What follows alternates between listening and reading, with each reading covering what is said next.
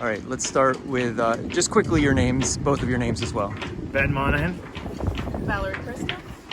And maybe, yeah, if you don't mind, quickly going over the story about what happened in Debbie for both of you, and then what you've done since then, if you don't mind. No problem at all.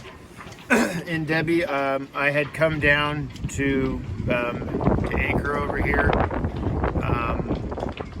There was some trouble I had with the engine, so I anchored here, and from there was anchored well, was totally fine. Through the storm, it was fine. Then another boat dragged anchor, ended up being beached, but in the course of being beached, hit my boat to the point where the front of the boat was hit in such a way that all of my masts came down and created a bunch of damage on my bow and the electrical system, a bunch of things. And then from there, I was demasted and stuck, lost my dinghy, etc. And then but rode it out and was saved by the fire department when we finally were able to get back. When everything was done. And then from there, we were kind of homeless for a minute, and as the storm was still going, and then we ended up staying with my girlfriend, etc.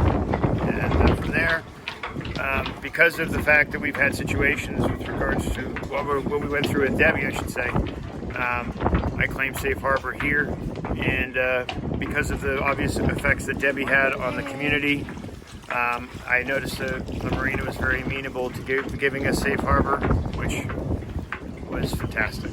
Really, really appreciate it. And so what are your plans then for today for the storm? We're going to ride out the storm here. We want to keep the lines loose because of the surge that could potentially happen up to 8 or 9 feet.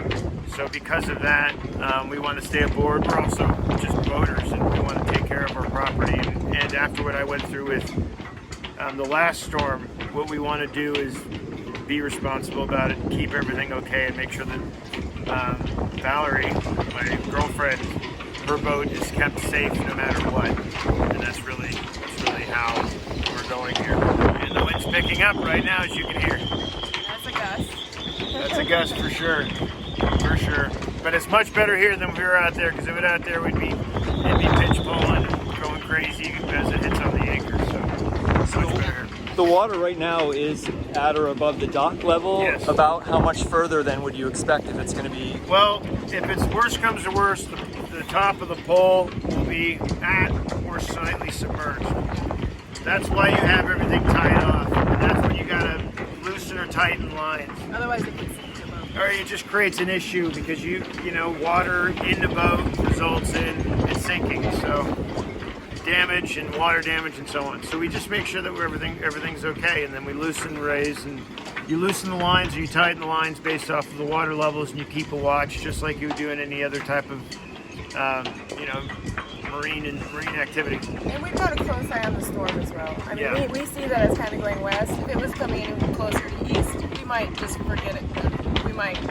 If worse came to worse, you make a decision. It's a judgment call. You put your life ahead of the boat. Right. But right now, as it stands, okay. And this is, strategically the best place to be. You've got a bunch of land in between us and the bay, and you're tied to something. And that's really all you can do, is you get yourself tied to something, so that way you don't have it where you're bashing into things or you get beached or what have you. So, Well, thanks so much. yeah, no problem.